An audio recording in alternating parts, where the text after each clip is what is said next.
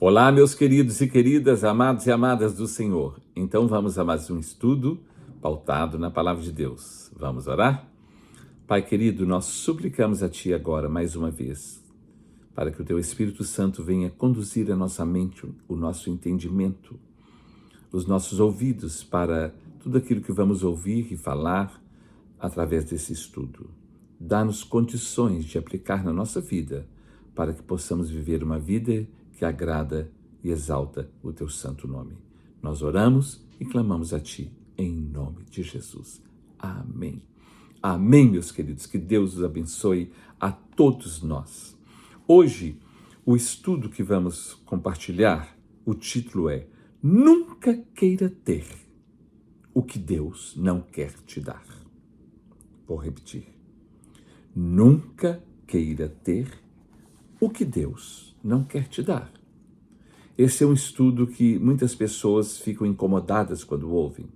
Às vezes elas ficam resmungando e questionando e argumentando, mas é um estudo muito sério que nós precisamos entender e aplicar na nossa vida para que nós nunca venhamos querer ter aquilo que Deus não quer nos dar. Não é? Eu sei que muitos talvez não vão assistir até o fim, mas depois vai assistir, porque o Espírito Santo vai te conduzir a assistir esse estudo. Nunca queira ter o que Deus não quer te dar. Porque quando Deus não nos quer dar alguma coisa, é porque Ele está nos dando algum livramento em alguma área ou em algumas áreas da nossa vida. Não é? Porque Deus, Ele sabe, conhece todas as coisas, tanto do passado, quanto do presente e do futuro. Porque Deus é o El Shaddai, o Todo-Poderoso, Ele é o Elohim, o Deus absoluto, Deus Pai, Filho e Espírito Santo, e Deus é o único, o nosso Deus é o único que possui 3 atributos: onisciência, onipotência e onipresença. Ele conhece todas as coisas, Ele sabe de todas as coisas ao mesmo tempo, o tempo todo. Então Deus é onisciente, Ele conhece todas as coisas. Então Ele sabe e conhece todas as coisas, Ele conhece tudo e Ele conhece cada um de nós, todos nós. Lá no livro de Provérbios, capítulo de número 15, versículo 3, está escrito assim: os olhos do Senhor estão atentos em todo lugar, contemplando, observando, analisando o comportamento, as atitudes dos maus e dos bons, de todos nós, o meu e o seu comportamento, as nossas atitudes. Deus está observando e vendo tudo, analisando tudo. Quando nós vamos na carta aos Hebreus, no capítulo 4, versículos de número 12 a 13, está escrito assim: porque a palavra de Deus é viva e eficaz, e mais penetrante do que uma espada de 2 gumes, e ela penetra até o ponto de dividir alma e espírito, juntas e medulas, e é apta para discernir os pensamentos e propósitos do coração.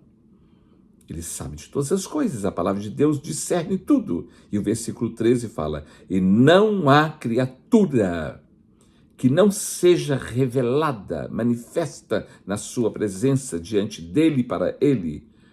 Pelo contrário, todas as coisas estão descobertas e visíveis aos olhos daquele a quem todos nós temos que prestar contas. Tudo ele vê.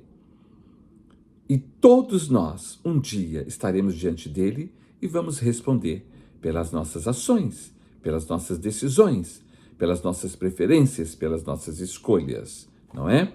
Lá no livro de Eclesiastes, capítulo de número 11, versículos 9 e 10, está escrito assim: alegra-te, jovem, na tua juventude, e recreie-se o teu coração nos dias da tua mocidade. Anda pelos caminhos que agradam aos teus olhos e satisfazem o teu coração.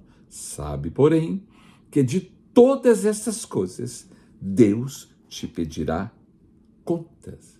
Ou seja, nós vamos responder por tudo o que nós fazemos. Deus é onisciente, onipresente, onipotente.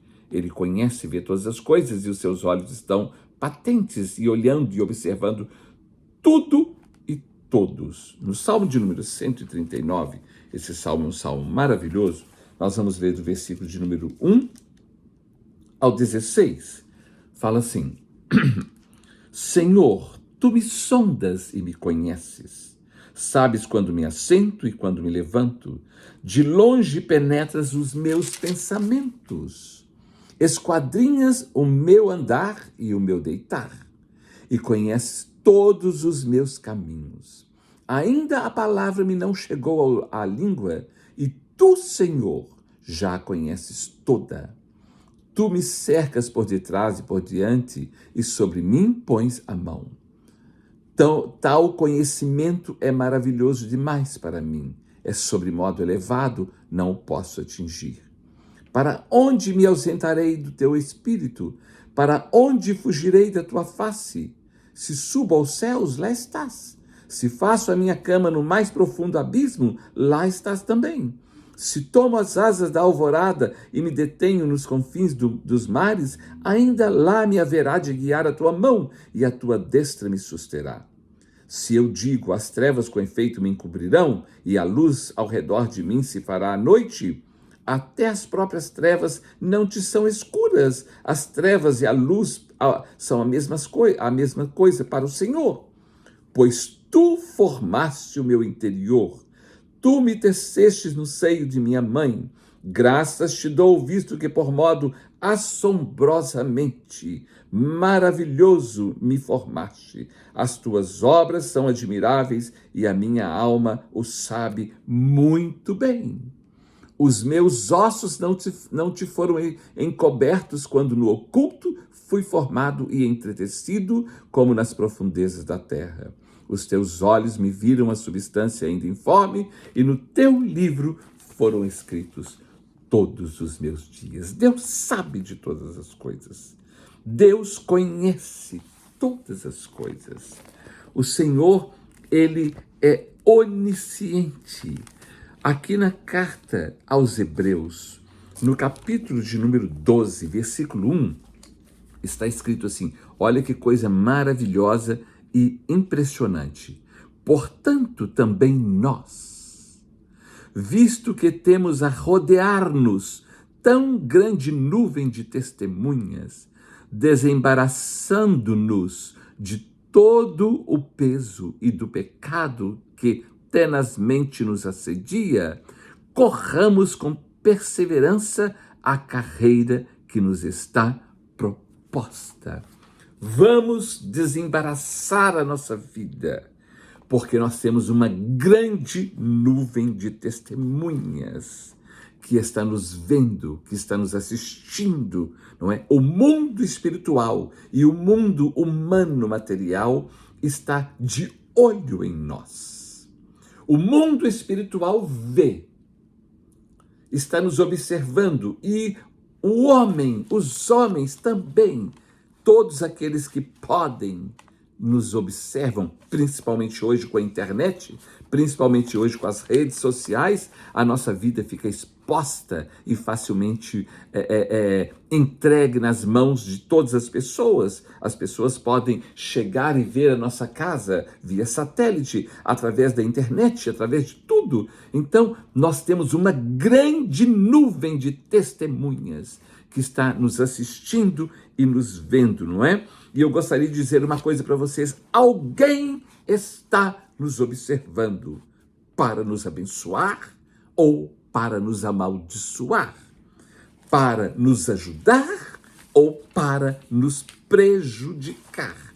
Alguém está nos observando. Davi, quando nós estudamos a história de Davi, ele era um homem guerreiro, experimentado nas batalhas, conhecia as estratégias de guerra, conhecia o seu inimigo, como que eles agiam, como que era a forma deles agirem, sabia tudo. Então ele sabia como lutar, como ir contra o inimigo, mas ele nunca foi para a guerra para enfrentar o inimigo sem que antes consultasse a Deus. Nunca fazia nada sem antes consultar a Deus. E ele perguntava: Senhor, eu sou um homem de guerra, eu conheço as estratégias de guerra, eu sei qual que é a forma do nosso inimigo, mas eu devo ir? Eu posso ir?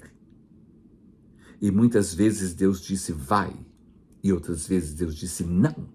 Então, nós precisamos consultar a Deus, porque Deus sabe o que é melhor para nós. Por isso, nunca queiramos ter aquilo que Deus não quer nos dar. Provérbios capítulo 19, versículo 2, está escrito assim: não é bom agir sem refletir, sem analisar, sem pensar, porque o que é precipitado peca, ou peca o que é precipitado. Então nós temos que pensar, nós temos que analisar e principalmente ver qual é realmente a vontade de Deus para nós. Eu sempre menciono para vocês o Salmo de número 32, versículo 8, que é um versículo que é uma palavra que sempre me direciona. Salmo 32, 8, que é Deus dizendo: instruir-te-ei e te ensinarei o caminho que deves seguir, e sob as minhas vistas eu te darei conselhos. Deus quer nos instruir, nos ensinar, nos aconselhar. Então vamos buscar o conselho dele. Vamos perguntar para ele: é isso que o Senhor tem para nós? É isso que o Senhor quer para nós? Quando nós olhamos lá no livro de Reis, primeiro livro de Reis, especificamente no capítulo 22, fala sobre a história do rei Acabe. Acabe era, naquela época, rei de Israel, e Josafá era rei de Judá. E o inimigo estava para lutar em Ramote de Gileade contra Israel. E eles tinham que ir para a guerra. Mas era muito importante perguntar ao Senhor. O rei Acabe tinha 400 profetas com ele, só que Acabe era um rei inconveniente, um rei desobediente, um rei que não era fiel a Deus. E os profetas que ele tinha, que eram 400, só profetizavam coisas erradas para ele, para agradá-lo, porque ele era um homem mau também. Então, impressionante, e ele foi ser o rei de Israel por causa da vontade do povo. Vocês estão entendendo? Então, Acabe, que era um rei que não era bom, que era desobediente, estava indo para a guerra, perguntou para seus 400 profetas: eu devo ir para a guerra? Mas Josafá, que era rei de Judá, desceu até ele e falou: você não tem mais ninguém para consultar, nenhum profeta. Consulta primeiro o Senhor. E ele falou: os meus profetas já falaram que eu devo ir, que eu posso ir. E ele falou: mas não tem mais ninguém, um profeta, porque Josafá não confiava nos profetas de Acabe. E Acabe disse: tem um que se chama Micaías, mas ele só profetiza o que não é bom para mim. Porque Micaías era um profeta de Deus. E o profeta de Deus mostra para nós aquilo que Deus não quer nos dar. Aquilo que não é para nós. O profeta do inimigo fala: não, pode ir, não tem problema, pode conseguir, faça assim. E Acabe desobedeceu, mandou chamar Micaías, e nós conhecemos a história. Depois eu quero que você leia a história no capítulo 22 do livro de 1 Reis. Porque ele se deu mal, porque ele até consultou Micaías, que era um profeta de Deus, que falou tudo contrário aos seus profetas, e ele obedeceu aos seus profetas mentirosos. Então ele resolveu fazer aquilo que Deus não queria que ele fizesse. Nunca queira ter aquilo que Deus não quer te dar. Depois você leia o capítulo 22 do livro de 1 Reis e você vai entender a seriedade de nós desobedecermos a direção de Deus, porque Deus conhece todas as coisas e Ele sabe o que é melhor para nós. Provérbios capítulo 14, versículo 12, está escrito assim: há caminhos que ao homem parecem bons, corretos, vantajosos, lucrativos, mas o final deles é a morte. Pode ser morte física, espiritual, emocional, moral, psicológica, em qualquer área. Existem pessoas que não morreram fisicamente, mas estão andando mortas. Já morreram há muito tempo. Será que tudo o que queremos vai ser bênção na nossa vida? Será bom para nós, para a nossa família? Temos orado e perguntado a Deus sobre tudo o que temos buscado, feito, decidido na nossa vida e para a nossa família? Nunca queira ter aquilo que Deus não quer te dar. Nós adquirimos coisas que muitas vezes não agradam a Deus. Não por causa dele, porque Deus é Deus, ele é santo. Então nada o atinge, mas atinge a nós. Ele fala isso por nós mesmos, para a nossa proteção, para o nosso próprio bem, para o nosso livramento. É isso que Deus faz. Lá em Deuteronômio capítulo 7, versículo 26, ele fala com o povo: não coloque dentro da sua casa nenhuma coisa contaminada, nenhuma coisa condenada. Não ponha coisas que você sabe que não deve colocar dentro da sua casa, porque são coisas contaminadas e você ficará contaminado com elas. São coisas que Deus não quer, que Deus não aprova, porque são coisas contaminadas que vão trazer grandes prejuízos na sua vida. Pode ser coisas guardadas, pode ser presentes, pode ser na internet, pode ser no celular. Vocês estão entendendo? Nunca ponha dentro da sua casa qualquer coisa que seja contaminada ou condenada. Não queira ter na sua casa, na sua vida, na sua família, aquilo que Deus não quer te dar, porque Ele sabe que é condenado, que é contaminado e que vai destruir, talvez não agora, mas futuramente, a sua vida e a sua família.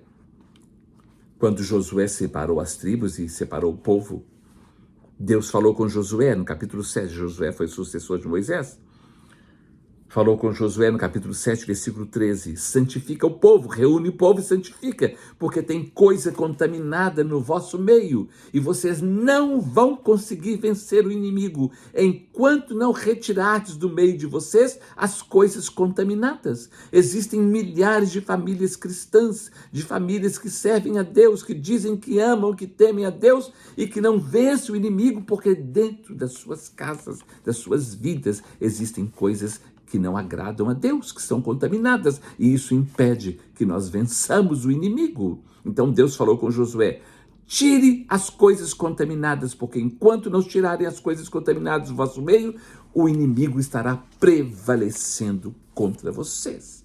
Coisas que não agradam a Deus, porque são coisas contaminadas, coisas que contaminam a vida de cada pessoa, que mancham as pessoas, as famílias e o nome do Senhor. E mancha a família, mancha a sociedade, mancha a igreja, mancha todo mundo. Vocês estão entendendo? Nunca queira ter aquilo que Deus não quer te dar. Que coisas? São muitas coisas, eu vou mencionar apenas algumas, não é? Algumas apenas que eu vou mencionar, porque são muitas as coisas na nossa vida em todas as áreas.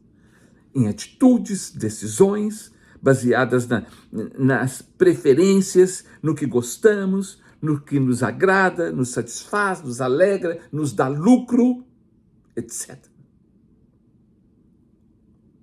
O que é que nós estamos querendo e como estamos fazendo? É do jeito que Deus quer? É do jeito que Deus tem para nós? Ou do jeito que Deus não quer para nós? Nunca queira ter aquilo que Deus não quer te dar. No Salmo de número 5, versículo de número 3, Davi ora o seguinte: pela manhã, Senhor, tu ouvirás a minha voz. Pela manhã, eu apresentarei a ti a minha oração e ficarei esperando. Eu vou te apresentar a minha necessidade, a minha oração, e ficarei esperando. Eu não vou sair procurando dar um jeito, não. A não ser que o Senhor me dê uma direção.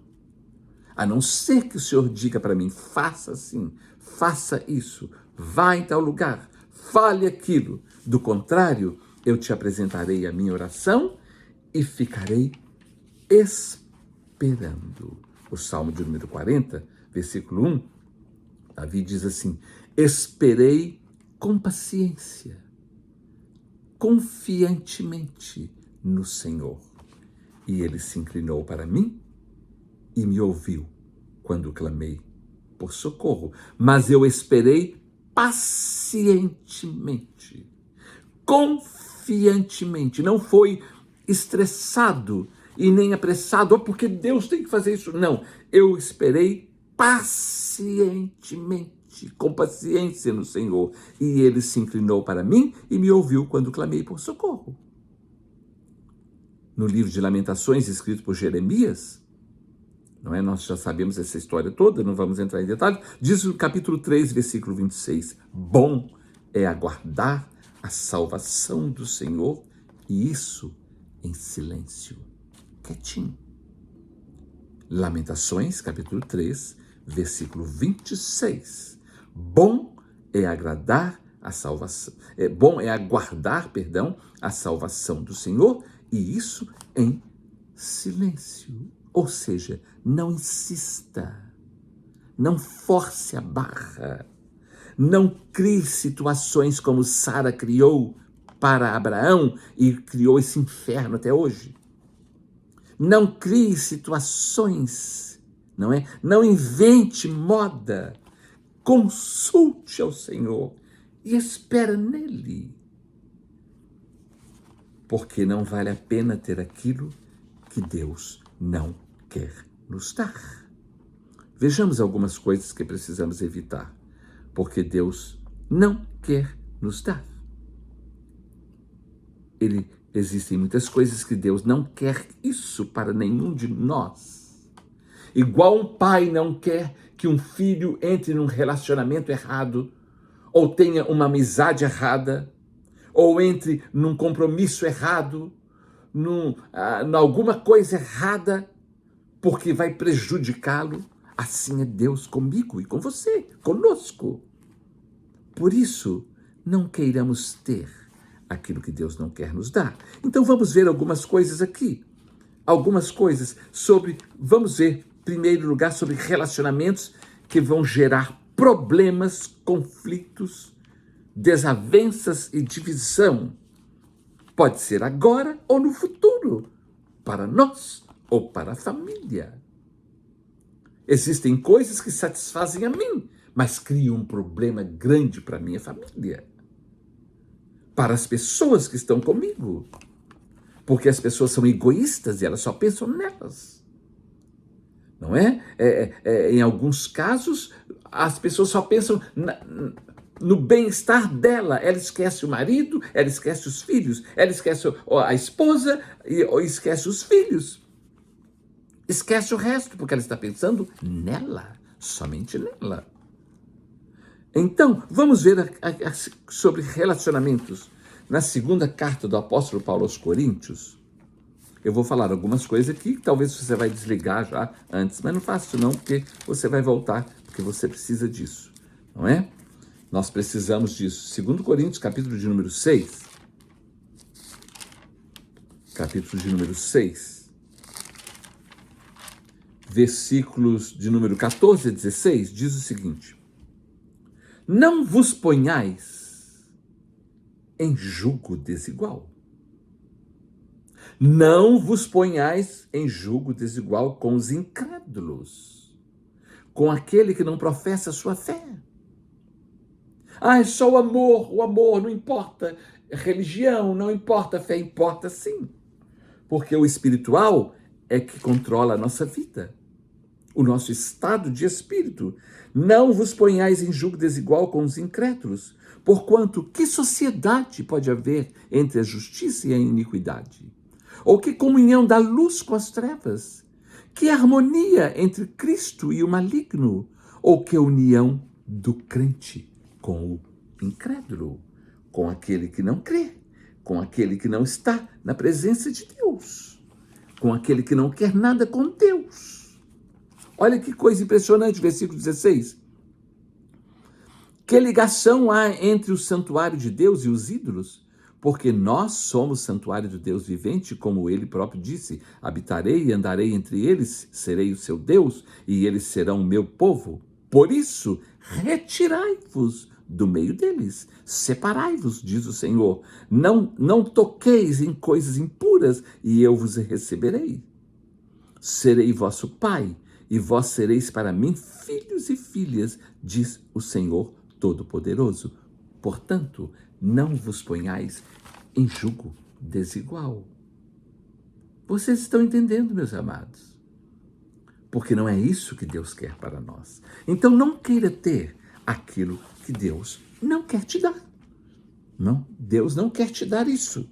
Nós lemos até o versículo 18, lá em Deuteronômio, capítulo 7. Olha o que Deus falou quando o povo estava indo para a terra prometida. Deus tirou o povo do Egito, estava conduzindo para a terra prometida, para Canaã. Então Deus fala com Josué para dizer ao povo, no capítulo 7, ele fala o seguinte, preste atenção nisso aqui. Capítulo 7, de 1 a 4, ele fala, quando o Senhor teu Deus te introduzir na terra a qual passas a possuir, e tiver lançado muitas nações de diante de ti, os heteus, os gergazeus, os amorreus, os cananeus, os ferezeus, os heveus e os jebuseus, que são 7 nações mais numerosas e mais poderosas do que tu, e o Senhor teu Deus as tiver dado diante de ti, para as ferir totalmente e as destruirás, não farás com elas aliança, nem terás piedade delas, nem contrairás matrimônio com os filhos dessas nações, não darás tuas filhas a seus filhos, nem tomarás tuas filhas para teus filhos, pois elas fariam desviar teus filhos de mim. E é isso que acontece. E a ira, a justiça, o juízo do Senhor se acenderia contra vós outros e depressa seriam destruídos. Não entre num jugo desigual. Não venha contrair matrimônio com uma pessoa que não concorda com a sua fé, que não concorda com o que você crê, porque lá na frente vai ter problema. Muitos problemas, já começou com problema. Isso é a palavra de Deus que está falando. Porque se o outro não quer agora, o que não muda agora, piora depois. O que não muda agora, piora depois. Depois diz, você quis casar, você sabia, você me conhecia, você sabia da minha opinião, você sabia de como eu penso, como eu creio, você sabe que eu gosto disso. Então Deus está falando, não queira ter aquilo que Deus não quer te dar. Não entre naquilo que Deus não tem para você. Meu Deus, misericórdia. Lá em Cantares, o Cântico dos Cânticos, Cantares de Salomão, capítulo 8, versículo 4, Deus fala com as mulheres especificamente, porque a mulher é mais sensível, ela é mais levada pelo que ouve. O homem é mais levado pelo que vê, pela cobiça. A mulher é por aquilo que ouve. Ah, meu amor, eu te amo, não sei o quê. E aí pronto, já ganhou, já tocou. Eu vou fazer isso para você, eu vou casar com você. Aí dá um filho e não casa e some. É assim, não é? Então, Deus fala com as moças, principalmente. Conjuro-vos, ó filhas de Jerusalém. Cântico dos Cânticos, capítulo 8, versículo 4.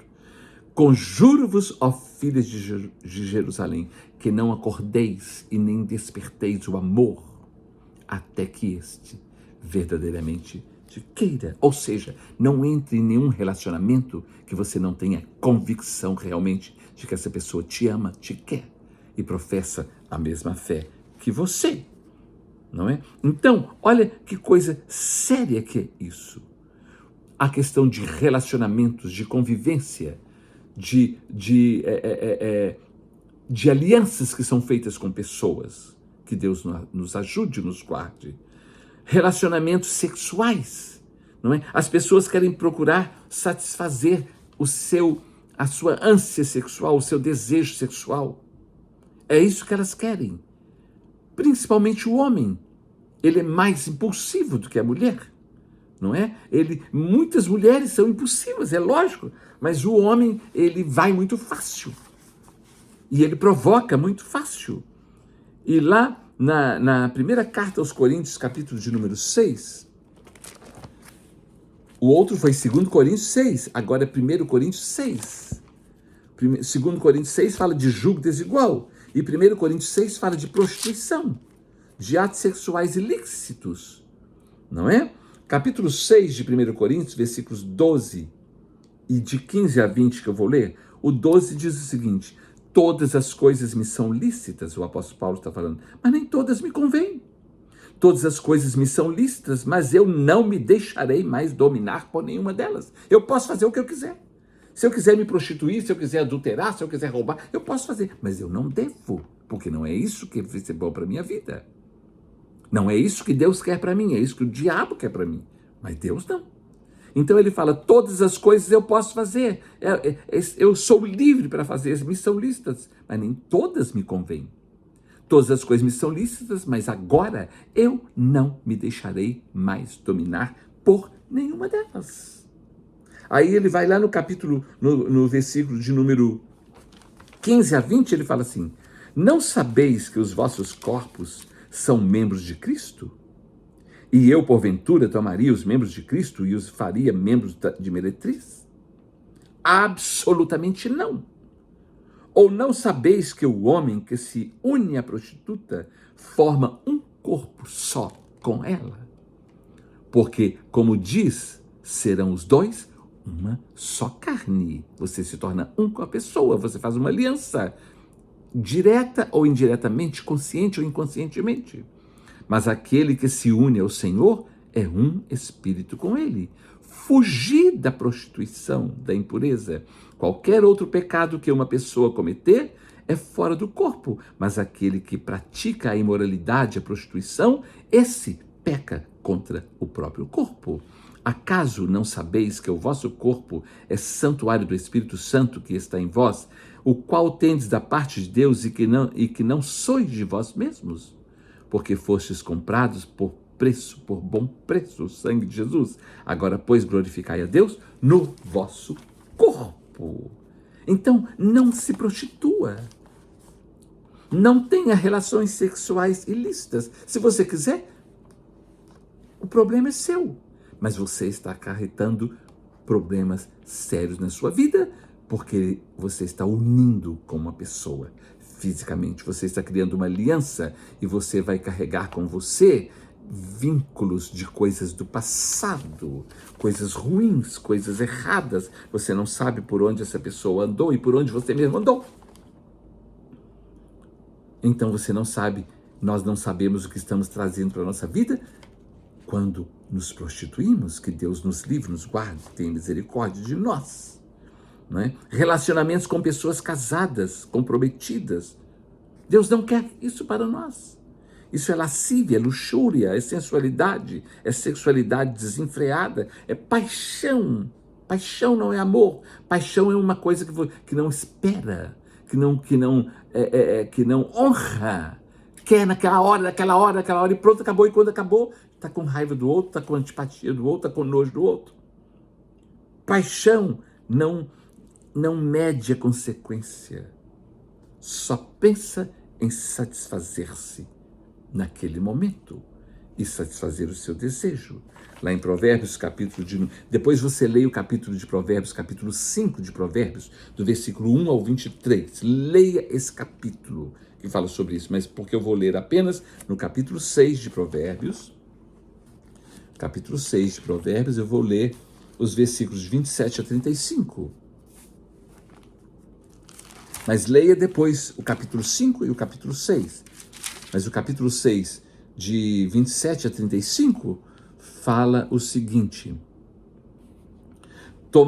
tomará alguém fogo no seio sem que as suas vestes se incendeiam. Você vai trazer fogo até você sem que esse fogo pegue em você. Ou andará alguém sobre brasas sem que se queimem os seus pés? Você vai entender por que ele está falando isso. Assim será com o que se chegar à mulher do seu próximo. Não ficará sem castigo todo aquele que a tocar. Estão entendendo, meus amados? Não é certo que se despreza o ladrão quando furta para saciar-se tendo fome. Não é certo que se despreza o ladrão quando furta para saciar-se tendo fome. Pois este, quando encontrado, pagará 7 vezes tanto. Entregará todos os bens da sua casa quando ele for encontrado.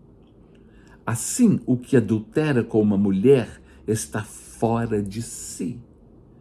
Só mesmo quem quer arruinar-se é que pratica tal coisa. Vocês estão entendendo? Deus não quer a mulher do próximo para você. O diabo quer.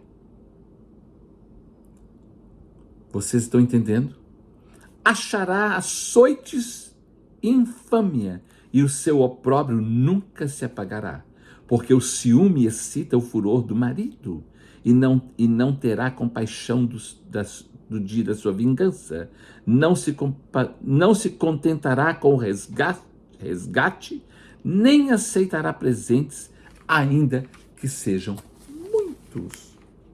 Então aquele que adultera está queimando a sua própria vida, está traindo confusão para a sua vida. Por isso, nunca queira ter aquilo que Deus não quer te dar. Nunca queira ter a esposa, a mulher ou o marido do seu próximo. Vocês estão entendendo?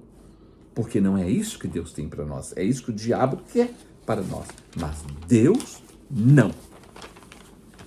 Coisas que adquirimos, compramos, negociamos para ter, para possuir, para enfeitar a nossa casa, para ajudar as nossas coisas, para termos o maior conforto.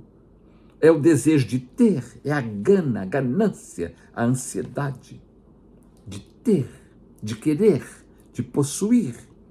Muitas pessoas, principalmente crentes, têm uma facilidade de aplicar, de colocar o coração, o sentimento humano, como se fosse uma direção e uma revelação, quando muitas vezes não é.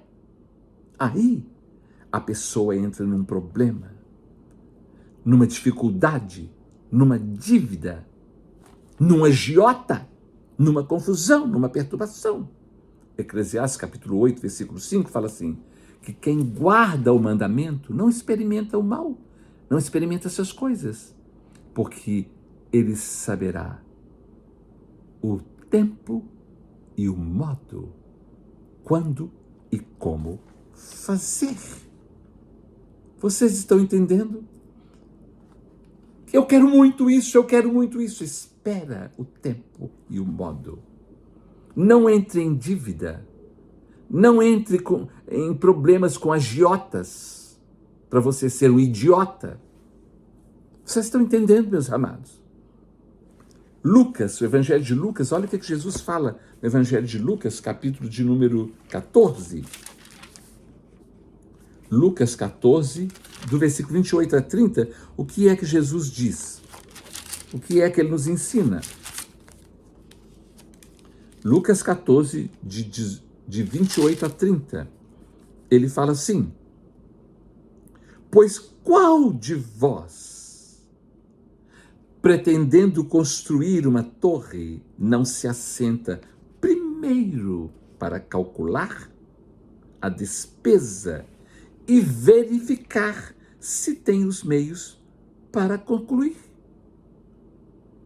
Se você tem um propósito de construir, diz, sente primeiro e faça o cálculo para ver se você tem condições de concluir o que você vai começar. para não suceder que, tendo lançado os alicerces e não a podendo acabar, todos os que virem zombem dele, dizendo: esse homem começou a construir e não pôde acabar. Ah lá, começou. Eu me lembro que quando eu era menino, eu ouvia muitas vezes casas que foram começadas a construir e não terminaram de construir, e meu pai falava: é uma igreja inacabável.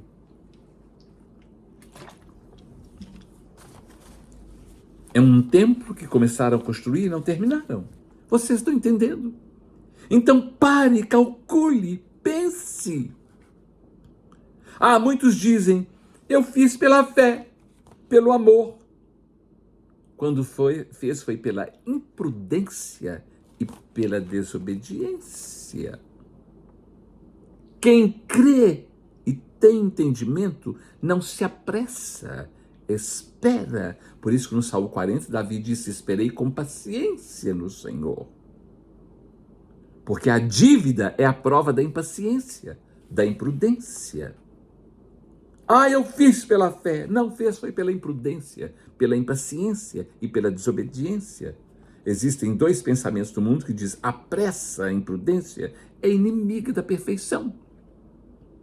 E tem um outro ditado que fala: o apressado come cru. Quantas vezes, quantos irmãos que eu vi, eu fiz isso pela fé, depois tem que desfazer. E sai perdendo. Porque não foi pela fé, foi pela imprudência, foi pela impaciência, foi pela incontinência, foi pela inconveniência, perdão. Foi pela inconveniência. Provérbios 3:5 fala assim: confia no Senhor de todo o teu coração e não fique estribado, apoiado no seu próprio entendimento. Confia no Senhor de todo o teu coração e não fique apoiado no seu próprio entendimento. Tudo o que fazemos com a direção de Deus, preste atenção nisso, tudo o que fazemos na nossa vida, em todas as áreas com a direção de Deus, gera contentamento, alegria, realização, lucro, e não prejuízo, nem preocupação, perturbação. Vocês estão entendendo? Existem pessoas que conseguem, arrumou um casamento, arrumou uma encrenca pro resto da vida.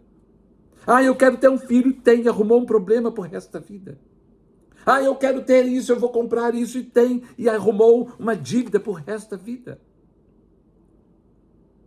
Nunca queira ter aquilo que Deus não quer te dar, porque Deus sabe que a pessoa prejudicada será você e quem estiver com você.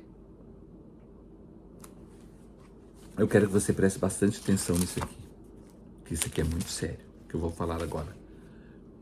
Muito cuidado. Muito cuidado. Que Deus tenha misericórdia de nós e nos ajude. Sobre a questão de adquirir bens. Não é? Quando nós queremos ter coisas. E aí nós nos viramos e fazemos de qualquer jeito. Olha o que a palavra de Deus diz em Abacuque, o livro do profeta Abacuque, capítulo 2, nós vamos ler apenas do versículo 9 ao 11, que diz o seguinte: ai daquele que ajunta em sua casa bens mal adquiridos, para pôr em lugar alto o seu ninho, a fim de livrar-se das garras do mal. Faz coisas erradas para se proteger. Ai daquele que ajunta em sua casa bens mal adquiridos. Meu Deus, vergonha maquinaste para a tua casa, destruindo tu a muitos povos pecaste contra a tua alma.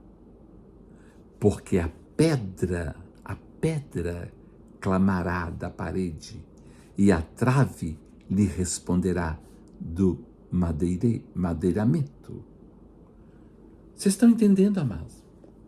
Ai daquele que adquire coisas erradas, coisas que adquirimos, que compramos, que negociamos para ter, para possuir, por causa do nosso desejo de ter, a nossa gana, a nossa ganância, a nossa ansiedade. Que Deus tenha misericórdia de nós. E fazemos falcatruas, rolos, trapaças, engano, mentiras, por causa da nossa cobiça de querer ter aquilo que não é nosso e aquilo que não devemos ter naquele momento. A cobiça é pecado, porque é desejar aquilo que não é seu, em qualquer aspecto e área da nossa vida. O que não é meu, não é meu, é do outro. O que não é seu, não é seu, é do outro. O que não é nosso, não é nosso, é do outro. Portanto, não vamos cobiçar. Não vamos ficar com gana. Eu também quero ter isso. Fulano tem, agora também quero ter. Inveja é quando pensamos que o que o outro tem deveria ser nosso.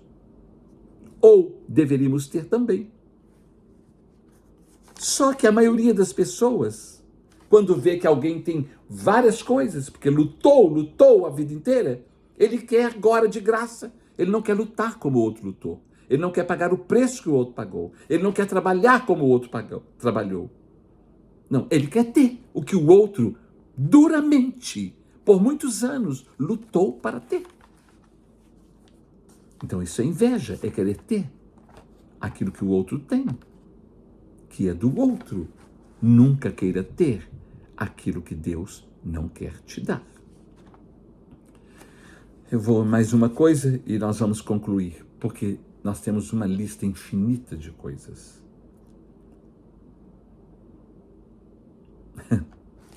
Ai, Deus, vou tocar nesse assunto agora, dinheiro. Dinheiro. Dinheiro causa preocupação, ganância. Preocupação é falta de fé. E ganância é falta de senso, falta de sabedoria. Na primeira carta de Paulo a Timóteo, no capítulo de número 6. Primeira carta de Paulo a Timóteo, no capítulo de número 6. Versículo de número 7 a 10, fala assim: porque nada temos trazido para o mundo, nem coisa alguma podemos levar dele. Vou reler. Porque nada temos trazido para o mundo, nem coisa alguma podemos levar dele. Tendo sustento e com o que nos vestir, estejamos contentes. Tendo sustento e com o que nos vestir, estejamos contentes. Ora, os que querem ficar ricos caem em tentação e cilada e em muitas concupiscências insensatas e perniciosas, as quais afogam os homens na ruína e na perdição. Porque o amor do dinheiro é a raiz de todos os males. E alguns, nessa cobiça, se desviaram da fé e a si mesmos se atormentaram com muitas dores, com muitos problemas. A palavra de Deus fala: a bênção do Senhor é quem enriquece e com ela não acrescenta dores. Mas a ganância, o amor do dinheiro, é a raiz de todos os males. Então nós temos que tomar cuidado com isso. Nós temos que tomar cuidado. Lá em Mateus capítulo 6, versículos de números 25 e 26, olha o que Jesus está falando. Mateus 6, 25 e 26, Jesus diz o seguinte: por isso vos digo, não andeis ansiosos pela vossa vida, quanto ao que haveis de comer ou de beber, nem pelo vosso corpo, quanto ao que haveis de vestir.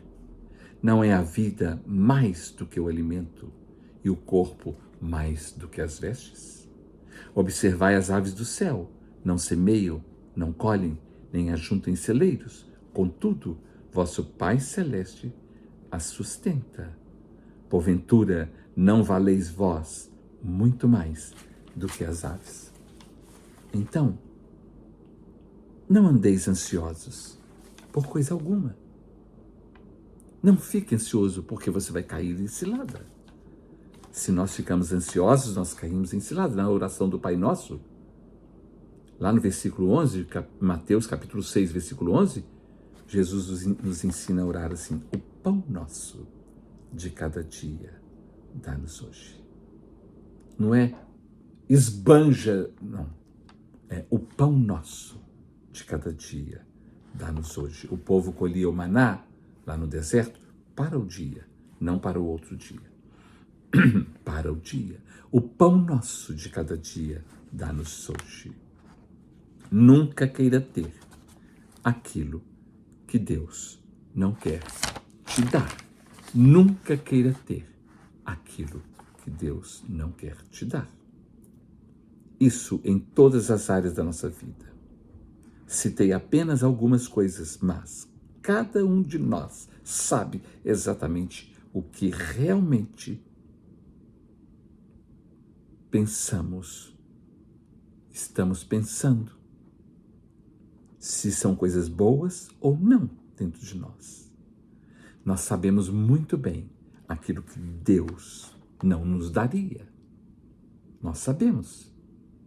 Nós sabemos de muitas coisas que até adquirimos, possuímos e que nós sabemos que Deus não nos daria. O diabo sim dá, mas Deus não. Por isso que na tentação do deserto, no capítulo 4 de Mateus, versículo 9, o diabo disse para Jesus. Se ele disse isso para Jesus, o que é que ele não disse para mim, para você, para nós? Ele disse para Jesus: tudo isso te darei, se prostrado me adorares.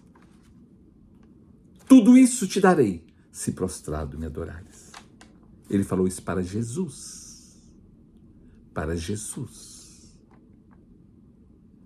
Só o fato de querer o que Deus não quer nos dar é um ato de prostrar e adorar o diabo, aceitando aquilo que ele oferece.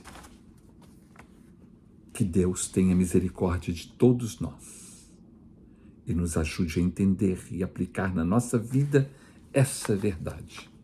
Nunca queira ter aquilo que Deus não quer te dar. Que Deus nos ajude. Amém.